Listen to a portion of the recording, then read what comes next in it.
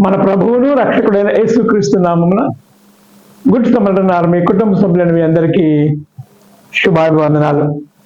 దేవుని యొక్క మహాకృపను బట్టి గతించిన వారమంతా దేవుడు తన కృపలో మనందరినీ కాపాడి సంరక్షించి మన బ్రతుకులో మరి యొక్క పునరుద్ధాన దినము దయచేసి ఆయన సన్నిధానంలో ఆయన బిడ్డలుగా ఆయన నామాన్ని ఘనపరచడానికి, స్తుతించడానికి, ఆరాధించడానికి, మరి ముఖ్యంగా దేవుని యొక్క వాక్యంతో మన జీవితాలను సరిచేసుకోవడానికి దేవాతి దేవుడు మనందరికీ అనుగ్రహించినటువంటి యొక్క కృపను బట్టి మనమందరం కూడా దేవాతి దేవునికి వందనములు, స్తుతులు, స్తోత్రాలు చెల్లించవలసిన వారమై ఉన్నాము. దేవుని యొక్క మహాకృపలో మనమందరము కూడా త్రిత్వములోని 5వ ఆదివారంలోనికి వచ్చి ఉన్నాం. జూన్ నెల చివరి వారము.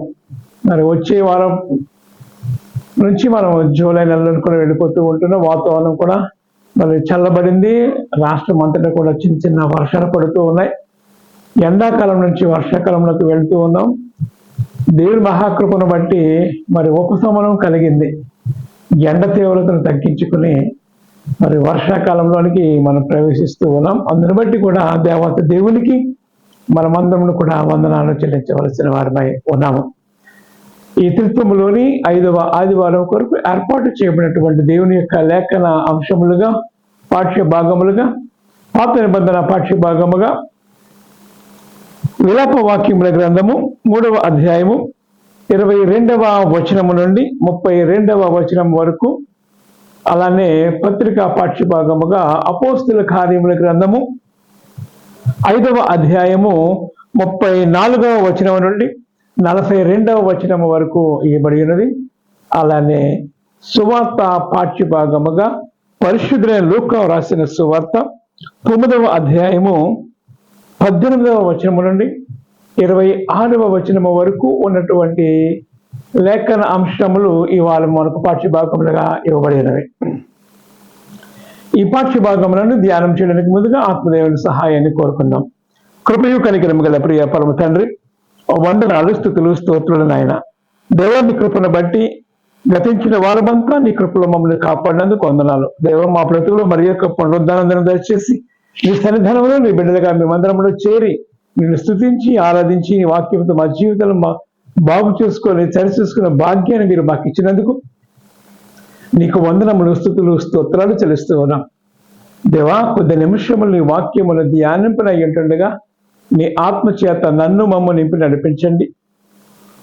నా నోటి మాటలు, నా హృదయ ధ్యానము నీ దృష్టికి అంగీకారములుగా చేయమని, మహిమ పొందుకోమని నీ ప్రియకుమారుడు మా రక్షకుడైన యేసుక్రీస్తు నామమున ప్రార్థించి వేడుకొనుచున్నాము తండ్రి, ఆమెన్. మీ అందరికీ ఒక గమనిక, మరి వచ్చే వారంలో వచ్చే నెలలో మరి ట్రైబల్ క్యాంప్ పెట్టాలని ఆశపడుతూ ఉన్నాను. ఇంకా డేట్ ఇంకా ఫైనల్ చేయలేదు. మరి ఎండాకాలం వలన క్యాంపులో వెళ్ళడానికి వీలు లేకుండా పోయింది, భయంకరమైన ఎండల వల్ల. మరి వర్షాకాలానికి మనము మరి మరలా మన ట్రైబల్ క్యాంపు యథావిధిగా ట్రైబల్ ప్రజలకు నూతన వస్త్రాలు, బైబిల్ పంచడం, భోజనాలు ఏర్పాటు చేయడం, వాక్య పరిచయం చేయడం, అక్కడ ఉన్నటువంటి స్థానిక సంఘ కాపరి గారికి మరి ఆర్థికంగా కూడా సహాయం చేస్తూ వారి యొక్క పరిచయను ప్రోత్సహించి దేవుని యొక్క సువార్తను ఆ ట్రైబల్ ప్రజల మధ్యలో అందించాలని ఆశపడి ఉన్నాం. నిశ్చితమైతే వచ్చే వారము డేట్ కూడా మీకు అనౌన్స్మెంట్ చేస్తూ ఉంటాను.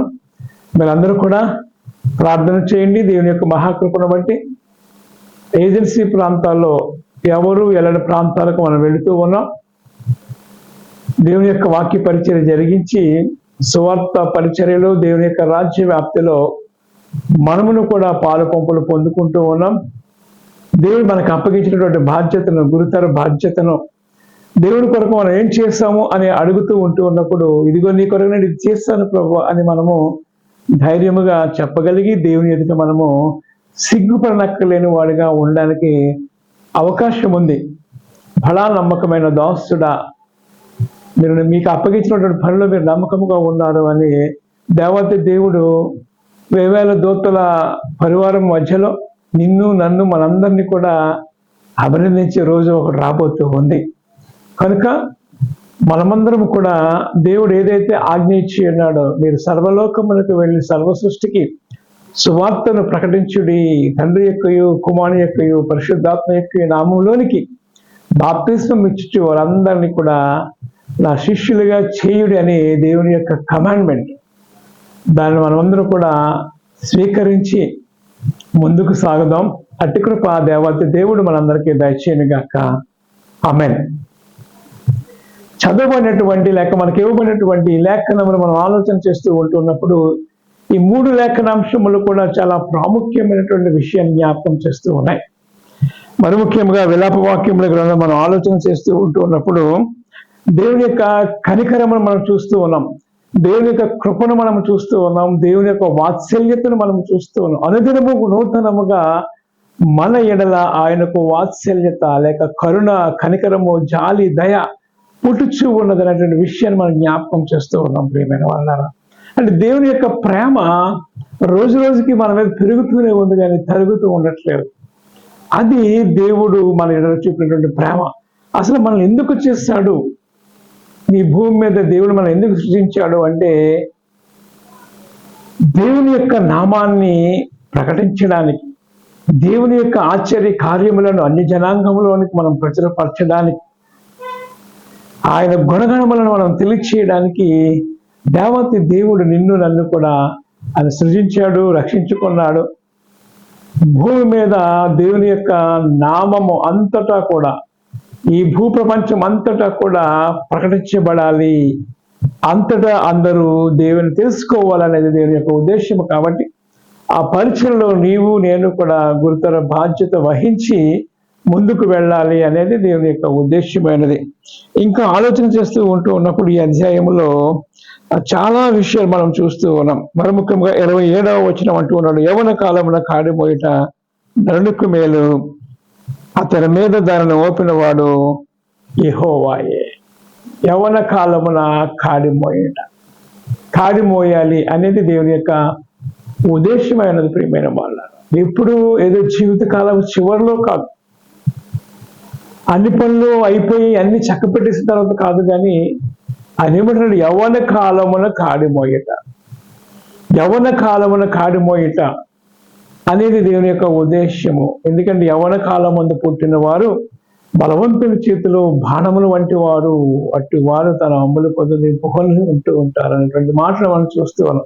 అంటే యవ్వన ప్రాయములో, ఈ యవ్వన ప్రాయం అనేది ఏదైనా చేయగలము అనేటువంటి ఆలోచనలో ప్రతి వ్యక్తి ఉంటాడు. నిజంగా కూడా మనం అందరం కూడా యవన ప్రాయాన్ని దాటి వస్తున్న వారు చాలా మంది. ఆ యవన ప్రాయంలో ఉన్నప్పుడు నేను ఏదైనా చేయగలిగినటువంటి కాన్ఫిడెన్స్ ఉంటుంది, నేను బలవంతుడును, ఐ కెన్ డూ అనేటువంటి ఆలోచన వస్తూ ఉంటుంది. అందుకని యవన కాలమున కాడిమోయట నరునికి మేలు, అతని మీద దానిని మోపిన వాడు యెహోవాయే అనేటువంటి మాటను ఇక్కడ జ్ఞాపకం చేస్తూ ఉన్నాడు. కాబట్టి మనము దేవుని యొక్క పరిచర్యలో ముందుకు వెళ్ళాలి, దేవుని యొక్క కాడిని మనం మోయాలి. ఎవరిని పంపేదను నా నిమిత్తము అని దేవుడు అంటూ ఉన్నప్పుడు నేనున్నాను అని మనం చెప్పగలిగేలా ఉండాలి. ఎవరిని పంపేదను నా నిమిత్తము, ప్రవక్త అయినటువంటి యెషయాతో దేవుడు మాట్లాడుతూ నేనున్నాను, పంపము, చిత్తగించుము అని అతను ఇష్టపడ్డాడు. అలాగే ఈ ఉదయకాల సమయంలో ఆయన నిన్ను పిలుస్తూ ఉన్నాడు తన కాడి మోయడానికి, తన పరిచర్య చేయడానికి ఆయన నిన్ను పిలుస్తూ ఉన్నాడు. ఈరోజు మనకి ఇవ్వబడినటువంటి సువార్త పాఠ్యభాగం ఏదైతే ఉన్నదో ఆ సువార్త పాఠ్యభాగంలో పరిశుద్ధమైనటువంటి లూకా రాసినటువంటి సువార్త 9వ అధ్యాయములో 18వ వచనము నుండి 26వ వచనము వరకు ఉన్నటువంటి లేఖనమును మనం ఆలోచన చేస్తూ ఉన్నప్పుడు ఆయన అంటున్నటువంటి మాటను మనం జ్ఞాపకం చేస్తూ ఉంటే, ఎవరైనాను నన్ను వెంబడింపకూడని ఎడల తను తాను ఉపేక్షించుకొని ప్రతిదినము తన సిలువను ఎత్తుకొని నన్ను వెంబడింపవలను.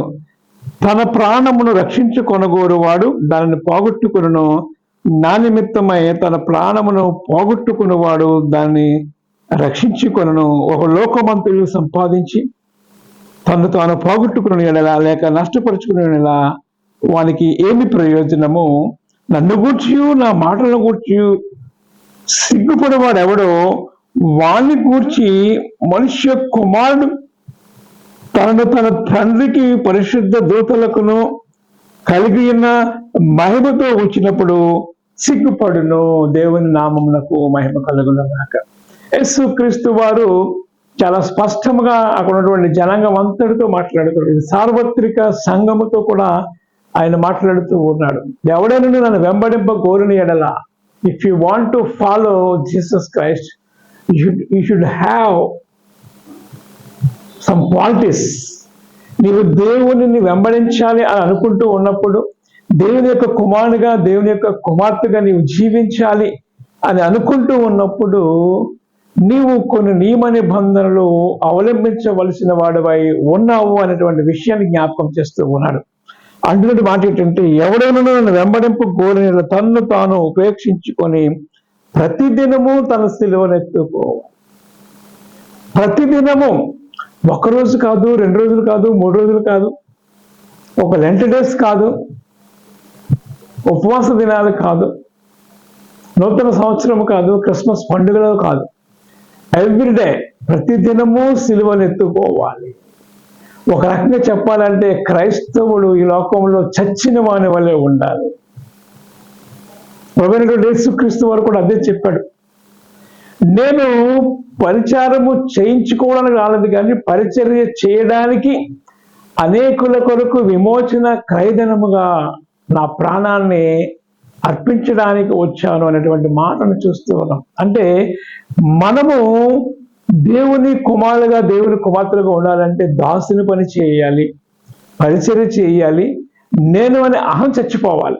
ముందుగా నేను అనేది చచ్చిపోయి, నేనేంటి దేవునిలో, what I am in Christ, నేను దేవుల్లో ఏమిటి, క్రీస్తు కొరకు నేను ఏం చేస్తాను, దేవుని బిడ్డగా నేను ఉంటూ ఉన్నప్పుడు ఏం చేస్తూ ఉన్నాను అనేటువంటి మాటను మనం ఆలోచన చేయాలి. ఎవడైనా నన్ను వెంబడింపగోరిన ఎడల, యేసుని వెంబడించాలి అంటే అది చాలా పరిశుద్ధమైనటువంటి మార్గము. యేసుని వెంబడించాలి అంటే అది చాలా ఉన్నతమైనటువంటి మార్గము. యేసులో నడవడం అంటే నిత్య జీవమునకు, నువ్వు పరలోక మార్గమునకు మార్గమును సరళం చేసుకోవటమే అనేటువంటి మాట. నన్ను వెంబడించుకున్న వాడు ఏమంటాడు, తనను తాను ఉపేక్షించుకొని ప్రతిదినము తన సిలువనెత్తుకొని నన్ను వెంబడింపవలను. యేసును వెంబడించాలి. యేసును వెంబడించాలి అంటే ఇప్పుడు ఆయన లేడు కదా, మరి ఎలా వెంబడించాలి అంటే పరిశుద్ధ బైబిల్ గ్రంథమే మనకు మార్గదర్శి కాబట్టి ఆయన ఏ ఏ విషయాలైతే మనకు బోధించి ఉన్నాడో ఆ రీతిగా మనం జీవిస్తూ ఈ లోకములో దేవుని బిడ్డలుగా లివ్ లైక్ లోటస్ లీఫ్, తామర ఆకు వల్లే మనం జీవించాలి. ఈ లోక మాలిన్యం తన అంటకుండా ఉండటమే చూడాలి. దేవుని వెంబడించే వారుగా ఉండాలి. మిమ్మల్ని ప్రేమించే వారిని మీరు ప్రేమిస్తే ఏంటి ప్రయోజనము? మిమ్మల్ని హింసించే వారిని కూడా మీరు ప్రేమించండి. క్రైస్తవ జీవితం అనేది ఒక practical life, it is not a theory. అందుకని ప్రతిదినము తన సిలువను ఎత్తుకోవాలి. ఎవ్రీడే, ప్రతిరోజు చనిపోవాలి. ఒక రకంగా చెప్పాలి అంటే ప్రతిదినము క్రైస్తవునికి యుద్ధరంగమే, బ్యాటిల్ ఫీల్డ్, యుద్ధరంగమే. అపవాదితో పోరాటం, ఈ లోకనాథులతో, అంధకార సంబంధమైనటువంటి దురాత్మ సమూహముతో మనం పోరాటం. కాబట్టి మెలకువగా ఉండాలి, దేవుని బిడ్డలుగా ఉండాలి, దేవుని కనపరిచేవారుగా ఉండాలి. దేవుని కొరకు అవసరమైతే శ్రమలు అనుభవించడానికి కూడా సిద్ధముగా ఉండాలి. అదే నా నిమిత్తము తన ప్రాణమును ఎవడైతే పోగొట్టుకుంటాడో దాన్ని రక్షించుకుంటాడు. ఇది చాలా లోతైనటువంటి విషయం. ఆయన అంటున్నటువంటి మాటను మనం ఆలోచన చేస్తూ ఉంటున్నప్పుడు, తన ప్రాణమును రక్షించుకొనగోరువాడు దానిని పోగొట్టుకొనను, నా నిమిత్తమై తన ప్రాణమును పోగొట్టుకున్నవాడు దానిని రక్షించుకొనను. అది ఎవరి నిమిత్తం మనం ప్రాణం పోగొట్టుకున్నట్ట? క్రీస్తు నిమిత్తము. అంటే క్రీస్తు కొరకు జీవించాలి, క్రీస్తుని వెంబడించే వారిగా ఉండాలి, నిజమైనటువంటి క్రైస్తవులుగా ఉండాలి. పౌలు అనేక సందర్భాల్లో ఆయన అంటూ ఉంటాడు, నేను క్రీస్తుని పూలు నడుచుకొనిచ్చు ఉన్నాను, మీరు నన్ను పూలు నడుచుకోనండి. అన్ని విషయాల్లో మాదిరికరమైనటువంటి జీవితాన్ని జీవించాడు. మనం అనుకోవచ్చు యేసుక్రీస్తు వారు సశరీరుడు కాబట్టి, ఆయన దేవకుమారుడు కాబట్టి జీవించేశాడు అని అనుకోవచ్చు. అయితే పౌలు కూడా ఆయన అటువంటి మాట ఏంటంటే, నేను క్రీస్తుని పూలు నడుచుకొనిచ్చు ఉన్నాను, మీరు నన్ను పూలు నడుచుకోనండి. What challengeful life. ఒక సెలబ్రిటీ లైఫ్. ఎంత గట్స్ కావాలి ఈ మాట చెప్పడానికి. దేని కొరకైతే దేవుడిని పిలుచుకున్నాడని దాని కొరకే బ్రతుకుంటే క్రీస్తే, చావు అయితే లాభము. యేసుక్రీస్తు వారు సెలవిచ్చినటువంటి మాట అదే కదా. నా నిమిత్తము తన ప్రాణమును ఎవడైతే పోగొట్టుకుంటూ ఉంటాడో దాన్ని వాడు రక్షించుకుంటాడు అనేటువంటి మాటను చూస్తూ ఉన్నాం. ఇంకేమంటాడు, ప్రతిదినము తన శిలువెత్తుకోవడం మాత్రమే కాదు, తన ప్రాణము రక్షించుకున్నవాడు వాడు దాన్ని పోగొట్టుకున్నాడు. నా నిమిత్తమై తన ప్రాణమును పోగొట్టుకున్నవాడు దానిని రక్షించుకును. ఒకడు లోకమంతయు సంపాదించుకొని తన ప్రాణమును పోగొట్టుకుంటే వాడికి ఏంటి ప్రయోజనం అనుకోవచ్చు. ఈ లోకములో మనం ధనవంతులుగా, ఉన్నతమైనటువంటి వ్యక్తులుగా మనం సంపాదించుకోవచ్చు, ఉండాలని అనుకోవచ్చు. కానీ ఒకడు లోకమంతయు సంపాదించుకొని దేవుని రాజ్యంలో స్థానం లేకపోతే వాడికి ఏంటి ప్రయోజనం? అది దాని యొక్క ఉద్దేశం. మానవ జీవితం ఈ లోకంలో 70 లేక 80 సంవత్సరాలు ఉంటూ ఉన్నప్పటికీ కూడా ఆయాసమే, దుఃఖమే, వైభవమే అనేటువంటి మాటలు మనం ఆలోచన చేస్తూ ఉంటున్నాం. దుఃఖమే అనేటువంటి మాట చూస్తూ ఉంటూ ఉన్నాం ప్రియమైన వాళ్ళ. కాబట్టి మనం ఆలోచన చేయవలసింది ఏంటంటే, ఈ లోక స్నేహము దేవునితో వైరం అని మీరు ఎరుగరా. మీరు క్రీస్తుతో లేబడిన వారైతే పైన వాటినే వెతుకుడి అనేటువంటి మాటలు మనం చూస్తూ ఉన్నాం ప్రియమైన వాళ్ళ. మీరు క్రీస్తుతో లేబడిన వారైతే పైన వాటినే మీరు వెతుకుడి అనేటువంటి మాటలు చూస్తూ ఉన్నాం ప్రియమైన వాళ్ళ.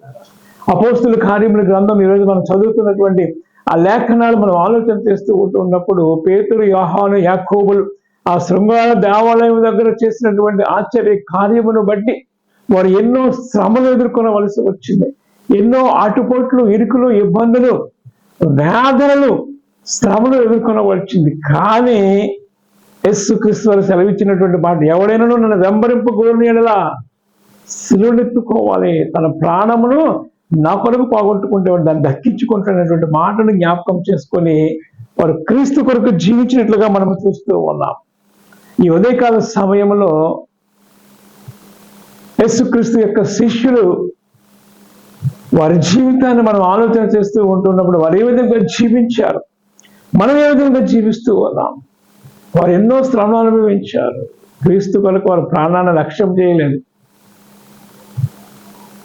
మనము కూడా ఈ ఉదయకాల సమయంలో ఈ అపోస్తుల కార్యముల గ్రంథం 5వ అధ్యాయం మనం ఆలోచన చేస్తూ ఉంటూ ఉన్నప్పుడు 34వ వచనం నుండి 42వ వచనం వరకు ఉన్నటువంటి మాటలు మనం ఆలోచన చేస్తూ ఉంటే, వారు క్రీస్తు కొరకు ఎన్నో శ్రమ అనుభవించారు. అంత మాత్రమే కాదు కానీ క్రీస్తు కొరకు వారు జీవించారు, సాక్షిగా ఉన్నారు. దేవుని కొరకు సాక్షిగా ఉంటూ అనేక విషయాలు వారు మాట్లాడినటువంటి సందర్భాన్ని మనం జ్ఞాపకం చేసుకుంటూ ఉన్నాం. అందులో ఉన్నటువంటి ఒకడు మనందరికీ తెలిసిన వ్యక్తి గమాలియేలు. ధర్మశాస్త్రోపదేశకుడైనటువంటి గమాలియేలు అనేటువంటి ఒక పరిచయుడు మహాసభలో లేచి ఈ మనుషులను కొంత సేపు వెలుపల ఉంచుడని ఆజ్ఞాపించారు. వారు అప్పటికే వాక్యం చెప్పేస్తూ ఉన్నారు. ఈ 5, 6 అధ్యాయాలు మనం ఆలోచన చేస్తూ ఉంటూ ఉన్నప్పుడు 4వ అధ్యాయం మొదలుకొని 7వ అధ్యాయం స్టెఫను ప్రసంగం వరకు కూడా మనం ఆలోచన చేస్తూ ఉంటూ ఉన్నప్పుడు క్రీస్తు పూర్వము నుండి క్రీస్తు శకము వరకు, క్రీస్తు మరణము వరకు, అనగా ఆయన పునరుద్ధానము వరకు కూడా వారు దేవుని యొక్క వాక్యాన్ని జ్ఞాపకం చేస్తూ దేవుడు ఏ రీతిగా ఆశ్చర్య కార్యాలు చేసి ఉన్నాడో, మీరెందుకు ఆయన చంపేసి ఉన్నారో, మరణమును ఆయన బంధించినటువంటి అసాధ్యము అనేటువంటి మాటను జ్ఞాపకం చేస్తూ అంటున్నటువంటి మాటను జ్ఞాపకం చేస్తూ ఉన్నారు. ప్రియమైన వాళ్ళారా, వారు క్రీస్తు కొరకు జీవించారు, క్రీస్తు నామాన్ని ఘనపరిచారు, క్రీస్తును ప్రకటించారు, క్రీస్తు కొరకు శ్రమలు అనుభవించారు. ఈ ఉదయకాల సమయంలో ఎవరైనా నన్ను వెంబడింపుకొని ఎడలా నా నిమిత్తము తన ప్రాణాన్ని పోగొట్టుకోవచ్చు, అయితే దాన్ని సంపాదించుకుంటారు. ఇది దేవుడు చెప్పినటువంటి మాట. లివ్ లైక్ ఎ లెజెండ్, ఒక మంచి యోధుని వల్లే మనం జీవించాలి అనేది దేవుని యొక్క ఉద్దేశమైనది. ప్రియమైన వాళ్ళారా, ఈ అధ్యాయం అంతా కూడా ఆలోచన చేస్తూ ఉంటున్నప్పుడు ఈ గమాలియేలు చాలా తెలివిగా, ఒకవేళ వారు దేవుని ఆత్మచేత వారు నింపబడి దేవుని కార్యాలు చేస్తూ ఉంటే నీవెవరు, మనం వద్దు, చాలా మంది వచ్చారు పోయారు అనేటువంటి మాటను చెప్పి సముదాయిస్తూ అటువంటి మాట ఏంటంటే, ఒకవేళ వారు దేవుని వలన, దేవుని ఆత్మచేత వారు కలిగి ఉంటే, దేవుని వలన కలిగినదాయన మీరు వారిని వ్యర్థపరచలేరు. ఒకవేళ మీరు దేవునితో పోరాడు వారు అవదరుస్తుమే. గొప్ప హెచ్చరిక ఇస్తూ ఉన్నారు. వారు దేవుని నామాన్ని ప్రకటిస్తూ ఉన్నారు. వద్దు అని చెప్పినప్పటికీ కూడా వారు పదే పదే చేస్తూ ఉన్నారైతే వాళ్ళలో దేవుని శక్తి ఉన్నది అనే విషయాన్ని జ్ఞాపకం చేసుకోండి. వారు దేవుని ఆత్మచేత నింపబడ్డారు కాబట్టి మీరు దేవుని శక్తిని ఎదిరింపలేరు సుమి. దేవునితో పోరాడువారు అవుతారేమో. దేవునితో పోరాడడం అంటే అది చాలా భయంకరమైనటువంటి విషయం కాబట్టి మీరు వారిని ఎదిరించవద్దు, వారిని విడిచిపెట్టండి. నిజమే, వారి ఆత్మచేత నింపబడినటువంటి విషయాన్ని ఇక్కడ జ్ఞాపకం చేస్తూ ఉన్నాడు. దేని వలన కలిగినదైనా మీరు వారిని వ్యర్థపరచలేరు. మీరు ఒకవేళ దేవునితో పోరాడువారు తెలుసుమి. వారు అతని మాటకు సమ్మతించి అపోస్తలులను పిలిపించి కొట్టివేసి యేసునామమును బట్టి బోధింపకూడదని ఆజ్ఞాపించి వారిని విడుదల చేసిరి. ఆ నామము కొరకు అవమానం పొందుటకును పాత్రుమని ఎంచబడి ఉన్నందున వారు సంతోషించుతూ మహాసభ నుండి వెళ్ళిపోయిరి. ప్రతిదినము దేవాలయములో ఇంటింటను మానక బోధించుచు యేసే క్రీస్తుని వారు ప్రకటించారు. దేవుని నామానికి మహిమ కలుగును గాక. వారు చూడండి, ఎన్నో శ్రమలు అనుభవించినప్పటికీ కూడా వారు దేవుని కొరకు వారు జీవించారు. వారు ఈ అవమానం క్రీస్తు కొరకు మేము అవమానం భరించడానికి మేము పాత్రులము, దీని కొరకే దేవుడు మమ్మల్ని ఎంచుకుని ఆ నామము కొరకు అవమానం పొందుటకు పాత్రులమని ఎంచబడినందున వారు సంతోషించుచు మహాసభ ఎదుట నుండి వారు వెళ్ళిపోయారు. శ్రమలో సంతోషము ఎంత గొప్ప ఆధిక్యత. క్రైస్తవులుగా దేవుని యొక్క పరిచర్యలు చేస్తున్నటువంటి దేవుని సేవకులుగా ఆ ఆనందాన్ని మనము అనుభవించేవారిగా ఉండాలి. శ్రమలో ఆనందాన్ని పొందుకునేవారుగా. ప్రభువైన యేసుక్రీస్తు వారు కూడా అదే చేశారు. శ్రమలో కూడా ఆయన ఆనందాన్ని చూస్తాడు. తన ఎదుట ఉంచి ఉన్నటువంటి ఆ శిలువ శ్రమలను ఆయన సహించాడు, వహించాడు, అవమానాన్ని భరించాడు. ఎందుకో తెలుసా? ఒకానొక దినాన నేను దేవుని దగ్గరికి వెళ్ళబోతూ ఉన్నాను అనేటువంటి మాటను జ్ఞాపకం చేసుకుంటూ, హెబ్రీ పత్రిక 12వ అధ్యాయం మనందరికీ తెలిసినటువంటి మాటే. విశ్వాసములకు కర్తయు దాన్ని కొనసాగించు అనేటువంటి యేసు వైపు చూస్తూ మన ఎదుట వచ్చినటువంటి పరుగు పందెములో ఓపికతో పరుగెత్తుదుము అనేటువంటి మాటను జ్ఞాపకం చేస్తూ చాలా వండర్ఫుల్ వర్డ్స్ ఇక్కడ పౌలు మాట్లాడుతూ ఉన్నాడు. ఓ క్రైస్తవులారా, ఓ దేవుని సేవకులారా, క్రీస్తు కొరకు జీవించాలని నిర్ణయించుకున్న వాళ్ళారా, మీరు దేవుని కొరకు జీవించండి అని మాట్లాడుతూ అంటున్నటువంటి అంటే యేసు వైపు చూడండి, ఇంకెవరి వైపు చూడవద్దు అని మాట్లాడుతూ ఆయన తన ఎదుట ఉంచబడినటువంటి ఆనందము కొరకై అవమానమును లక్ష్య పెట్టాడు. దేని కొరకట? తన ఎదుట ఉంచబడినటువంటి ఆనందము కొరకై ఆయన అవమానాన్ని నిర్లక్ష్య పెట్టాడు. ఇంకా ఏం చేశాడట? సిలువను సహించాడు. దేవుని సింహాసనం యొక్క కుడి పార్శ్వమున ఆశీనుడై ఉన్నాడు. ఆయన సిలువను సహించాడు. అప్పగించబడినటువంటి పనిలో ఆయన సక్సెస్ అయ్యాడు.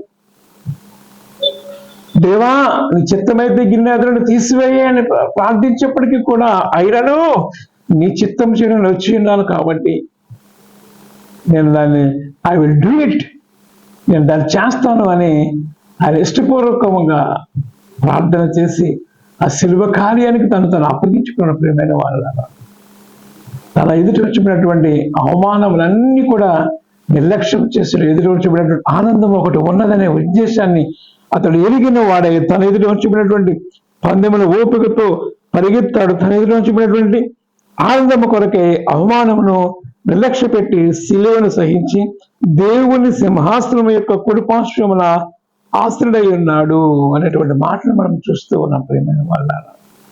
దేవుని పరిచర్యలో ఉంటూ ఉన్నప్పుడు, దేవుని కొరకు మనం జీవిస్తూ ఉంటూ ఉన్నప్పుడు ఆయన మనలను విడివని వాడు, ఎడబాయని వాడు. ఈరోజు మనం చదువుకున్నటువంటి ఈ విలాప వాక్యములు ఏదైతే ఉన్నదో అదే విషయాన్ని జ్ఞాపకం చేస్తూ ఉన్నాడు. ఈ విలాప వాక్యముల గ్రంథము 3వ అధ్యాయం మనం ఆలోచన చేస్తూ ఉంటూ ఉన్నప్పుడు ఈ అధ్యాయంలో ఈ 3వ అధ్యాయంలో ఉన్నటువంటి మాటను మనం చూస్తూ ఉంటే ఆయన అంటున్నాడు, ప్రభు సర్వకాలమును విడనాడడు, ఆయన బాధ పెట్టినను తన కృపా సమృద్ధిని బట్టి జాలిపడును. ఆయన జాలిపడే దేవుడు. హృదయపూర్వకముగా ఆయన నరులకు విచారములను బాధలను కలుగ చేయడు. ఆయన బాధ పెట్టే దేవుడు కాడు, మనకు శ్రమలో కూడా తోడుగా ఉండే దేవుడు.